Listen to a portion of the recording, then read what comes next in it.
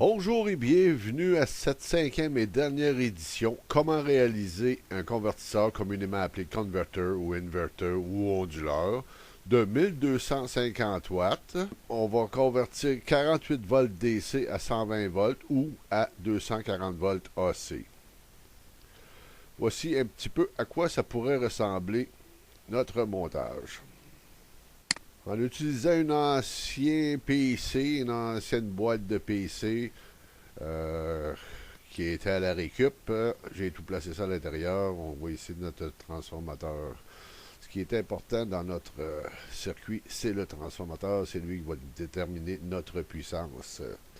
Pour ce faire, j'ai utilisé un transformateur démonté dans un micro-ondes de 120 volts 1500 watts. Notre transformateur, on va l'utiliser pour ça. On va repérer notre point de jonction des plaques du haut. Notre point de soudure, on va le scier avec une scie à métaux. On va séparer le bloc qui ferme l'armature du transformateur. Une fois séparé, on a accès à nos bobines. Cette bobine, c'est la bobine primaire de 120 volts 1500 watts. On va la démonter et la mettre de côté parce qu'on va la réutiliser. Ça va devenir notre secondaire. Tant qu'au secondaire du transfo du micro-ondes, c'est une bobine de 1000 volts. On va s'en débarrasser.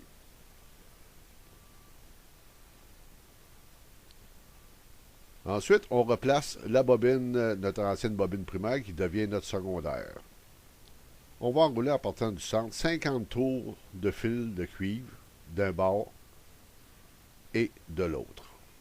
Ce qui va nous donner un transformateur 120 volts, 48 volts, centre. Donc, on part d'un ancien transfo de micro-ondes, hors d'usage, mais que le transfo est encore bon. On a éliminé la bobine secondaire de 1000 volts.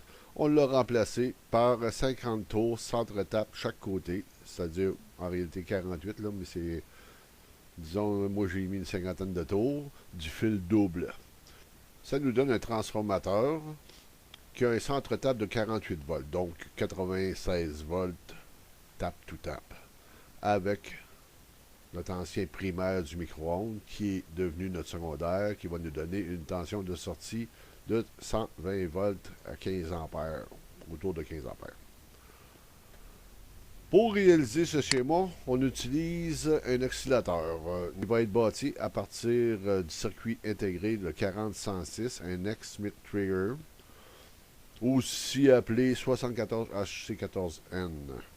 On va utiliser pour notre oscillateur deux portes, c'est-à-dire les pins 1, 2, 3 et 4, la 7 pour le négatif et la 14 pour son 12 volts positif qui peut aller jusqu'à 15 volts. Donc avec une batterie de voiture qui a 13,8 volts, on va être encore safe sans problème. Notre oscillateur est monté ainsi. On a notre porte trigger qui est relié à un condensateur au ground, son entrée. Ensuite, une résistance qui s'en vient à la sortie. La valeur de la résistance va déterminer notre fréquence. On va aller voir notre schéma. Donc, on a notre première porte trigger qui est reliée à un condensateur de 1 microfarad. Ici, j'ai mis une switch à deux positions pour R1 à 9,84 kΩ qui va nous donner une fréquence de 60 Hz. Sinon, si on veut 50 Hz, on va passer à la résistance R2 de 11,8 kΩ.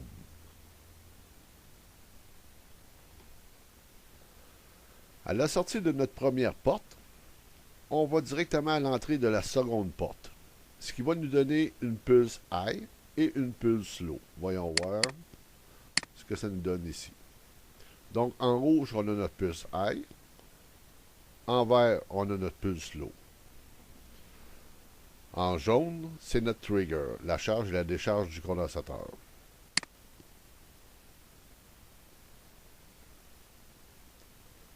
Lorsque notre condensateur atteint les 2/3 de son diviseur de tension, il passe à off, notre pulse. Aussitôt qu'il atteint le tiers, lorsqu'il décharge, quand il est rendu au tiers de notre diviseur de tension, il repasse à on. Lorsqu'il passe à off, il met automatiquement à on notre deuxième porte. Donc, on n'a jamais deux pulses on en même temps. Ils sont alternatives. La sortie de ces deux triggers s'en vont rejoindre nos MOSFET. Pour les besoins de la cause, on utilise 4 MOSFET, dont 2 en parallèle. Q1 Q4 sont en parallèle, Q2 Q3 sont en parallèle pour la pulse low. Q1 et Q4 vont nous donner la pulse high. La sortie de nos deux paires de MOSFET va aller rejoindre notre primaire du transformateur.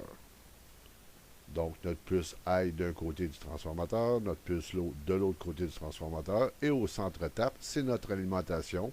4 batteries de 12 volts en série pour obtenir 48 volts.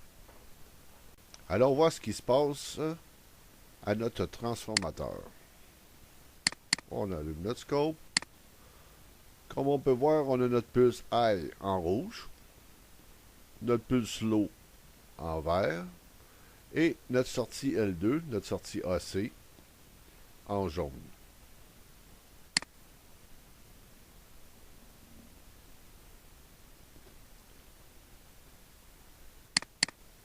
On a une tension de sortie de 118,9 volts avec 5 ampoules de 250 watts qui nous donne 1250 watts. On a une tire de 10 ampères. 10,325 ampères.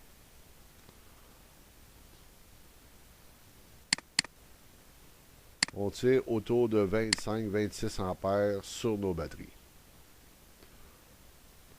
On y a mis un fusible de 40 ampères. Donc, grosso modo, la configuration reste la même qu'on avait au départ dans les éditions antérieures, les versions 2 et 3 et 4. C'est-à-dire que pour la protection et l'alimentation de nos MOSFET, les IRFP 260 qui sont capables de supporter de 200 volts, 50 ampères. Donc, ils ont une puissance parfaite pour ce genre de réalisation. On peut intégrer ça dans un boîtier. Celui-là contient 2 transformateurs comme on vient de voir. Le transformateur, j'ai fait un deuxième transformateur dans le même genre, mais 48 volts tap-to-tap pour pouvoir recharger les batteries qui sont en série.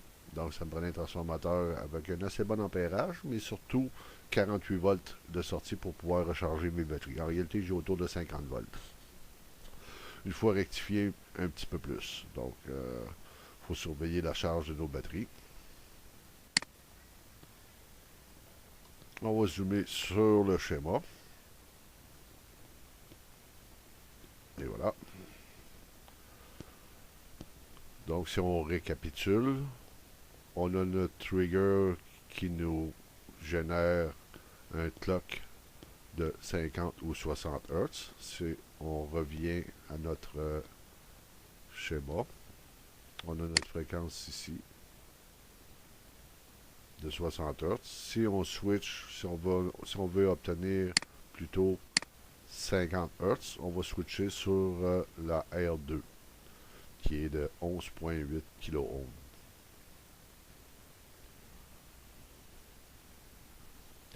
Si par exemple on a un transformateur à base d'un transformateur de micro-ondes qui fonctionnait sur le 240, à ce moment-là, on se trouve à avoir une tension de sortie de 240 volts. Bien entendu, si on tire 1200 watts à notre sortie, on tire également 1200 watts sur nos batteries. Donc, l'autonomie de notre onduleur va dépendre de notre charge.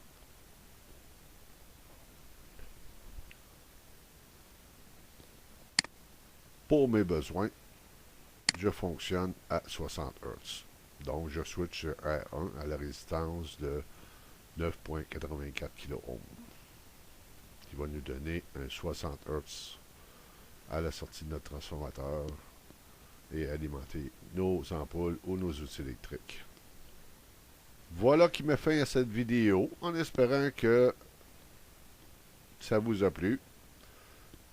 Si oui, cliquez j'aime. Sinon, cliquez j'aime pareil et s'abonner. Ça encourage à continuer ce genre de projet. On revient bientôt avec une autre approche, une autre utilisation des IRFP 260N. À bientôt.